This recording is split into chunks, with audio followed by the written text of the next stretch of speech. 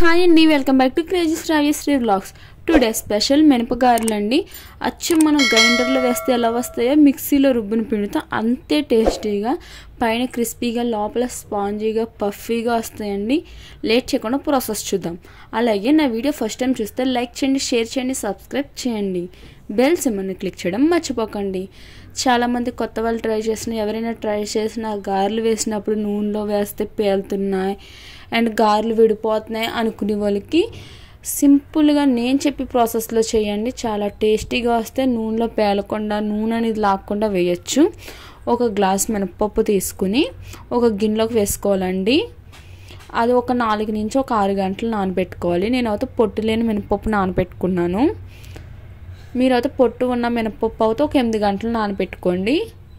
పప్పు అనేది 4 గంటల తర్వాత నానేకి ఈ విధంగా ఉంటుందండి. నీళ్ళని నెవిర్చుకుని ఒక మిక్సీ గిన్నెలో వేసుకోవాలండి. మీరు చిన్న గిన్నె ఉంటే వేసుకోండి. నాకు చిన్న గిన్నె లేని గురించి నేను పెద్ద గిన్నెలో వేస్తున్నాను. వాటర్ అనేది అసలు యాడ్ చేయకూడదండి.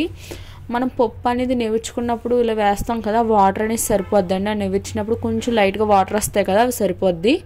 ఈ విధంగా మనం మిక్సీ పట్టుకుని ఒక గిన్నెలోకి వేసుకోవాలండి. ఇందులోకి టేస్ట్కి సరిపడే సాల్ట్, చిటికెడు వంట సోడా కూడా వేసి ఈ విధంగా పిండిని మనం బాగా కలుపుకోవాలండి. అక్కడక్కడ లైట్గా బద్దున్నా పర్లేదండి, మనకు క్రిస్పీగా వస్తాయి. మరి అలాగని ఎక్కువ ఉండకూడదండి. పిండి అనేది ఈ విధంగా ఉంటే సరిపోద్ది. ఒక 2 మినిట్స్ ఇలా బాగా పిండిని కలపాలి. ఇందులోకి నేను ఒక గ్లాస్ మినపప్పు తీసుకున్నాను కదండి, అదే గ్లాసు పావు కప్పు అనమాట ఇడ్లీ నూక తీసుకుని కొంచెం వేసుకుని ఇలా కలుపుకుంటున్నానండి. ఈ విధంగా మనం ఇంకొక నిమిషం ఇలా మొత్తం కలిసేటట్టు బాగా కలుపుకోవాలండి. ఇప్పుడు ఒక 5 నిమిషాలు పక్కకు పెట్టుకుందాం. ఇప్పుడు ఒక చిన్న గిన్నె తీసుకుని అందులోకి ఒక 4 టేబుల్ స్పూన్ పెరుగు వేసుకున్నానండి. ఒక 2 టీ స్పూన్లు వాటర్ వేసుకుని ఈ విధంగా స్పూన్తో మనం బాగా కలుపుకోవాలండి. మనకి పెరుగు అనేది బాగా చిక్కగా ఉండక్కర్లేదు, అదే గడ్డ కింద ఉండక్కర్లే. పెరుగు ఈ మాదిరిగా చిక్కగా ఉంటే సరిపోద్దండి. ఇప్పుడు స్టవ్ పై ఒక బాండీ పెట్టుకుని ఆయిల్ వేసుకోవాలండి. ఆయిల్ అనేది మనకి గారి మునిగేటట్టు వేసుకోవాలండి. ఒక లోతైంది తీసుకుని బాండీ. ఇప్పుడు నేను మజ్జిగ కింద కలుపుకున్నాను కదండి, అది పక్కన పెట్టుకోవాలండి. నేను అయితే ఆయిల్ ప్యాకెట్ తీసుకున్నాను. ఆయిల్ ప్యాకెట్కి ఇలా మజ్జిగ చెమ్మ చేసుకుని మనం ఎంత సైజు కావాలో అంత సైజు గారెల పిండి ఇలా తీసుకుని ఉండ కింద చుట్టుకుని ఇలా అద్దుకోవాలండి. మనకి చాలా రౌండ్గా కూడా వస్తాయండి. ఇలా మజ్జిగతో అద్దుకోవడం వల్ల చాలా టేస్ట్ అనేది కూడా మరింత పెరుగుతుందండి. చాలామంది వాటర్తో వేస్తారు, కాకపోతే దాని బదులు ఇలా మజ్జిగతో చెమ్మ చేసుకుంటే మనకి మరింత టేస్ట్ అనేది గారెలు పెరుగుతుందండి. ఈ విధంగా మనకి ఏ సైజు కావాలంటే ఆ సైజు వేసుకోవచ్చండి. ఈ విధంగా పిండి అనేది ఉంటే మనకి నూనెలో వేసినప్పుడు పేలదండి.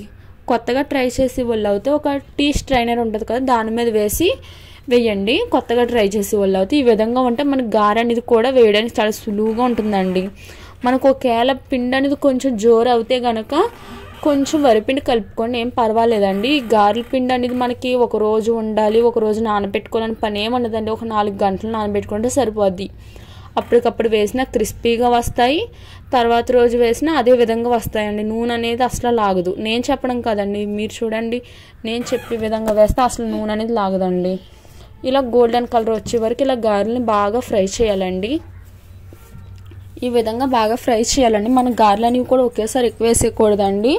ఇలా ఖాళీగా ఉండేటట్టే వేసుకుని ఇలా ఫ్రై చేసుకోవాలన్నమాట. అప్పుడే మనకి పైన క్రిస్పీగా, లోపల స్పంజీగా వస్తాయి అన్నమాట గారెలు. ఈ విధంగా గోల్డెన్ కలర్ వచ్చాక అప్పుడు పక్కకు తీసి పెట్టుకుందాం.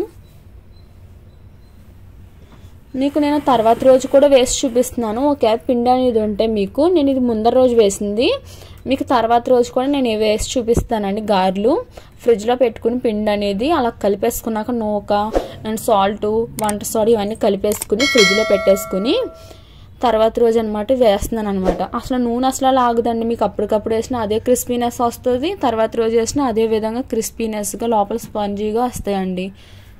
చూసారు, ఈ విధంగా వేసేసుకోవాలి. నేను అయితే ఇప్పుడు నార్మల్ కవర్తోనే వేసానండి. అదే ఊర్లో ఉండి వాళ్ళతో అరిటాకు వేసుకోండి, హెల్త్కి కూడా మంచిదండి. ఇక్కడ సిటీల్లో అరిటాకులు అవి దొరకవు కదండి. ఓ పాల ప్యాకెట్ అయినా లేకపోతే మామూలు ఆయిల్ ప్యాకెట్స్ అవి వస్తాయి కదా, అవైనా పర్వాలేదండి. ఈ విధంగా గోల్డెన్ కలర్ వచ్చాక పక్కకు తీసుకుందానండి. మనకి ఎప్పుడైనా నూనెలో పేలినాయి అంటే ఒకటే గుర్తుపెట్టుకోండి, మనకు వాటర్ అనేది ఎక్కువైనట్టు.